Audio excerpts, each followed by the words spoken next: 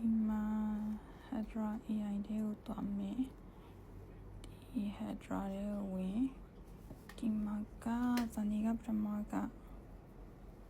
Gmail နဲ့ဆက်ထားတယ်ပေါ့နော် Gmail နဲ့ login ဝင်မယ်ပြီးရင် try now လုပ်ပြီးတော့ဒီမှာ character နေရာမှာ upload image ဆိုပြီးတော့ photo library တွေကယူမယ်ဒီပုံလေးကိုယူမယ်ဒါလုပ်မယ်ပြီး audio subscribe နေရာမှာ upload audio လုပ်ပြီးတော့ဒီကောင်ကတော့ file ထဲမှာ mp3 ပို့တာဖြစ်ရမယ်ပေါ့နော်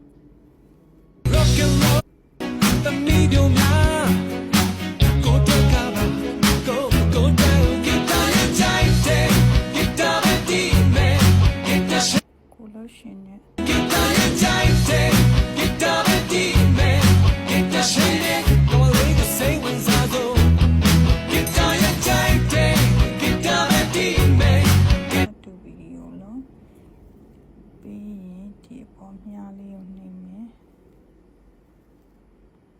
ဒီလိုပေါ်လာပြီဆိုရင်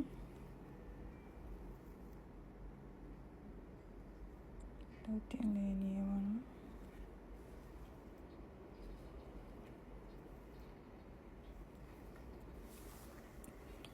ဟိုင်းတင်ကောင်အိမ်မှာ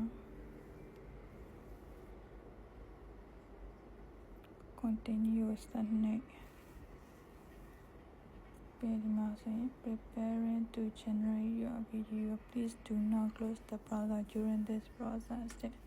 ဒါ preparing လုပ်နေပြီဒီ browser ကိုမပိတ်နဲ့လို့ပြောတာပေါ့နော်အိမ်မှာစောင့်ရပါမယ်this not pass moderation ဘာလို့ moderation this not pass ပြတာဒီပုံကမရဘူးလေ character မှာ upload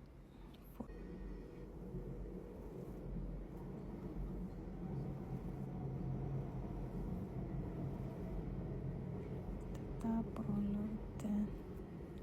ပြန်လုပ်ကြည့်မယ်ပေါ့နော်ပြန် try ကြည့် AI powered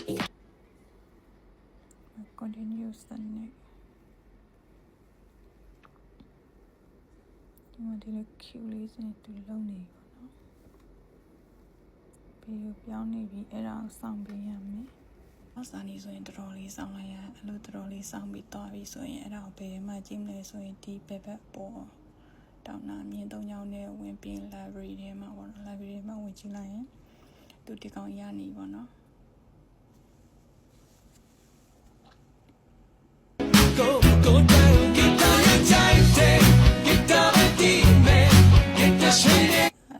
သွားပြီဆိုရင်ဒီမှာဒီအောက်နားမှာဒီမှာ download ပုံစံလေးရှိရ download ပုံစံလေးကိုနှိပ်ပြီး download ဆွဲလိုက်ရင်ရပြီပေါ့နော်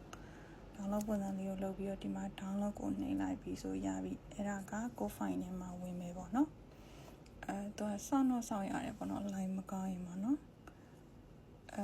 ဒီကတစ်ချက်တတိထားရမှာသူက Gmail ကောင်းဖွင့်နေတည်ရမယ်ပေါ့နော်အဲ့ဒါပါပဲလုံနေရလွယ်လွယ်လေးပါဒါပါပဲရှင်